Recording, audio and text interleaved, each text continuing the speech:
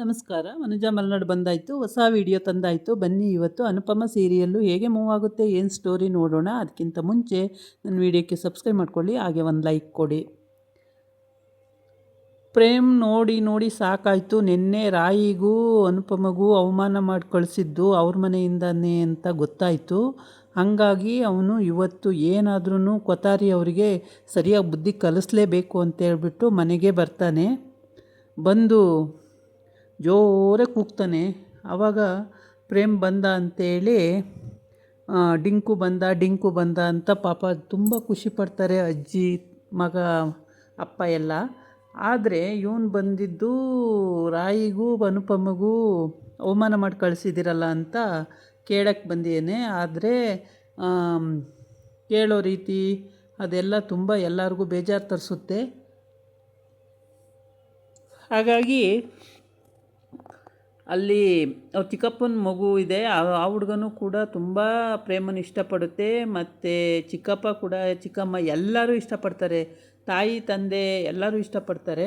ಅದರಲ್ಲಾಗಿ ಅವ್ರ ಅತ್ತೆ ಮಗ ಒಬ್ಬ ಅತ್ತೆ ಗಂಡ ಒಬ್ಬ ಇಷ್ಟಪಡಲ್ಲ. ಏಕೆ ಅಂತಂದರೆ ಅವನು ಪ್ರೇಮ್ ಬಂದುಬಿಟ್ರೆ ಎಲ್ಲದೂ ನನ್ನ ಕಳ್ತನ ಎಲ್ಲ ಗೊತ್ತಾಗುತ್ತೆ ಅಂತ ಪ್ರೇಮ್ ಒಬ್ಬ ಅವರು ಅಳಿಯ, ಮನೆ ಅಳಿಯ ಆಗಿರೋ ಅಂಥವನು, ಅವನು ಇಷ್ಟಪಡಲ್ಲ. ಇನ್ನೆಲ್ಲರೂ ಇಷ್ಟಪಡ್ತಾರೆ.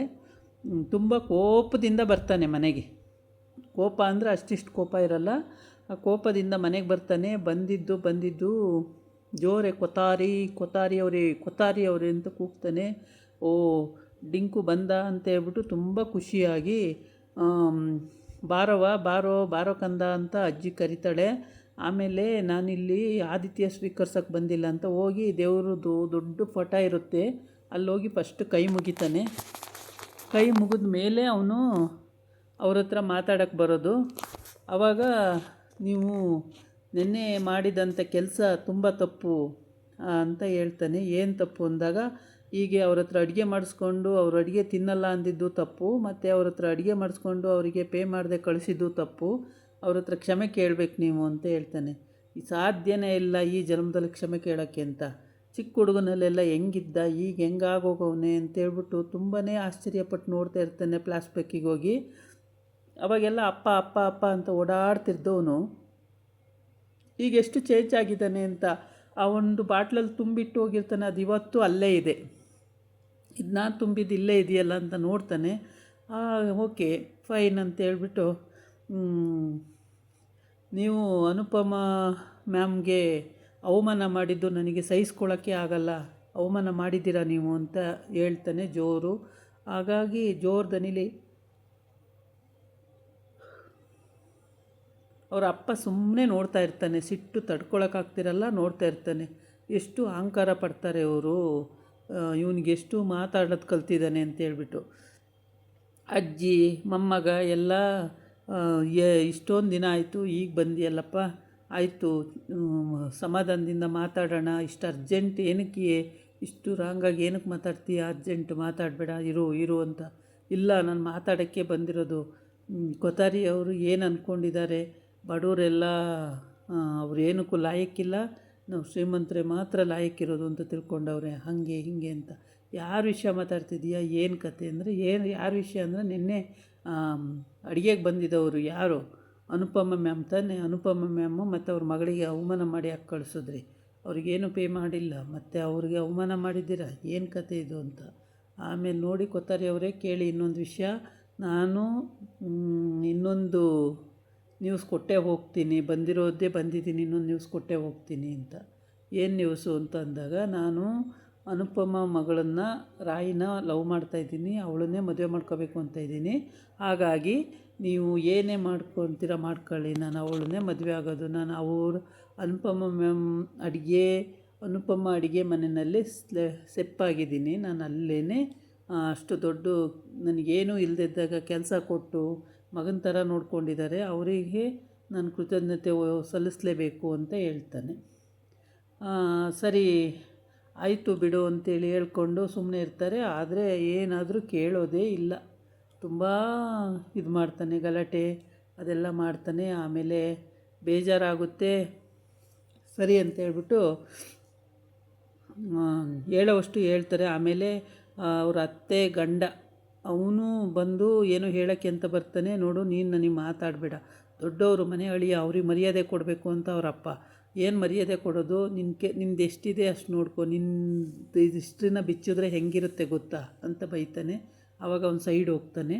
ಅವ್ನು ಸೈಡಾದ ಆಮೇಲೆ ಅವ್ರ ಅಮ್ಮ ಕೂಡ ಅಳ್ತಾ ಇರ್ತಾಳೆ. ಆದರೆ ಅವ್ರ ಅಮ್ಮನ ಬಗ್ಗೆ ಅಷ್ಟು ಬಾಂಧವ್ಯ ಇಲ್ಲ ಅಂತ ಕಾಣುತ್ತೆ. ಅವ್ರ ಅಮ್ಮನೇನು ಅಷ್ಟು ಕ್ಯಾರೆ ಅನ್ನಲಿಲ್ಲ ಅಜ್ಜಿ.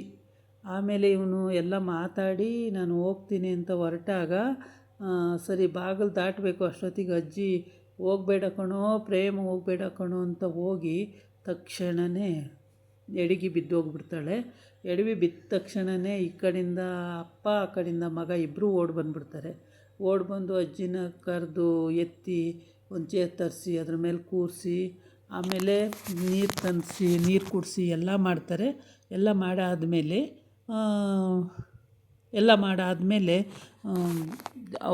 ಅವ್ರ ಅಮ್ಮ ಮಾತ್ರ ಅರ ಅನ್ನಲ್ಲ ಶಿವ ಅನ್ನಲ್ಲ. ಮಗ ಅಂತ ಹೋಗಲಿ ಹೀರೋ ಪ್ರೇಮ ಹೋಗಬೇಡ ಕಣೋ ಅಂತಲೂ ಹೇಳಿಲ್ಲ. ಒಂದೇ ಸಲ ಹೇಳಿದ್ದು, ಅಷ್ಟು ಬಿಟ್ಟರೆ ಮತ್ತೆ ಏನಿಲ್ಲ. ಅಜ್ಜಿ ಮಾತ್ರ ಮೊಮ್ಮಗನ್ನ ಬಿಟ್ಕೊಡೋಕ್ಕೆ ತಯಾರಿಲ್ಲ. ತುಂಬ ಇದು ಮಾಡುತ್ತೆ. ಹೋಗಬೇಡ ಪ್ರೇಮ, ಹೋಗಬೇಡ, ನೀನೇ ಕಣೋ ಮನೆಗೆ ದಿಕ್ಕು, ನೀನಿಲ್ಲ ಅಂದರೆ ಹೆಂಗೋ, ಹೋಗಬೇಡ ಕಣೋ ಅಂತ ಎಲ್ಲ ಇದು ಮಾಡುತ್ತೆ. ಚಿಕ್ಕಪ್ಪ ಅಂತೂ ತುಂಬ ಪ್ರಯತ್ನ ಪಡ್ತಾನೆ, ಹೋಗಬೇಡ ಪ್ರೇಮ್ ಅಂತೇಳಿ. ಆಮೇಲೆ ಅಷ್ಟೆಲ್ಲ ಹೇಳಿ ಎಲ್ಲ ಮಾಡಿದ್ರೆ, ಇಲ್ಲ ಚಿಕ್ಕಪ್ಪ ನಾನು ಹೋಗಲೇಬೇಕು, ಹೋಗ್ತೀನಿ, ನನಗಿಲ್ಲಿರೋಕ್ಕಾಗಲ್ಲ, ನೀವೆಲ್ಲ ಒಂದು ರೀತಿ ನಾನೇ ಒಂದು ರೀತಿ, ಹಾಗಾಗಿ ನಾನು ಇಲ್ಲಿರೋಕ್ಕೆ ಸಾಧ್ಯನೇ ಇಲ್ಲ, ನಾನು ಹೋಗ್ತೀನಿ ಅಂತ ಹೊರಡ್ತಾನೆ. ಆಗ ಅಜ್ಜಿ ಬಿದ್ದಿದ್ದು ನೋಡಿ ಎಲ್ಲ ಓಡ್ತಾರೆ. ಮತ್ತೆ ಓಡಿ ಅಲ್ಲಿ ಎಲ್ಲ ಸಮಾಧಾನ ಆಗೋವರೆಗೂ ಅಜ್ಜಿ ಅಳ್ತಾನೆ ಇರುತ್ತೆ. ಪ್ರೇಮ ಹೋಗಬೇಡ ಪ್ರೇಮ ಅಂತ ಒಂದೇ ಹಠ ಮಾಡ್ತಾ ಇರುತ್ತೆ.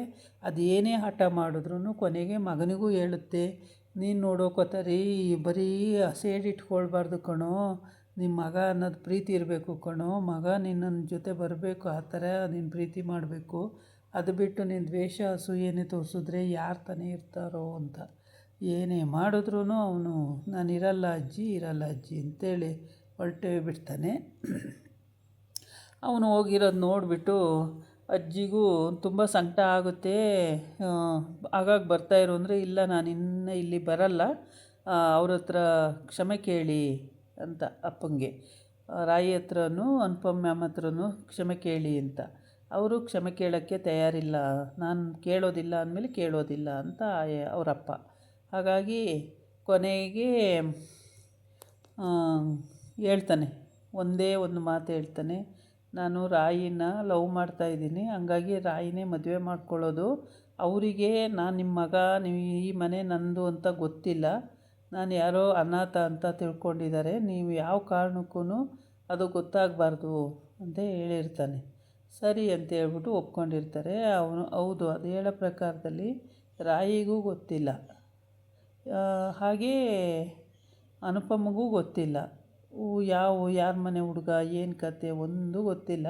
ಸುಮ್ಮನೆ ಏನೋ ನಮ್ಮ ಜೊತೆಗೆ ಇದ್ದಾನೆ, ದ್ವಾರಕಾದೇಶದಲ್ಲಿ ಸಿಕ್ಕಿದ್ದು. ಅಲ್ಲಿ ದ್ವಾರಕಾದೇಶದಲ್ಲಿ ಸಮುದ್ರಕ್ಕೆ ಬಿದ್ದಾಗ ಇವಳು ಹೋಗಿ ಕಾಪಾಡಿದ್ದು. ಇದಾಗಿತ್ತು ಇವತ್ತಿನ ವೀಡಿಯೋ.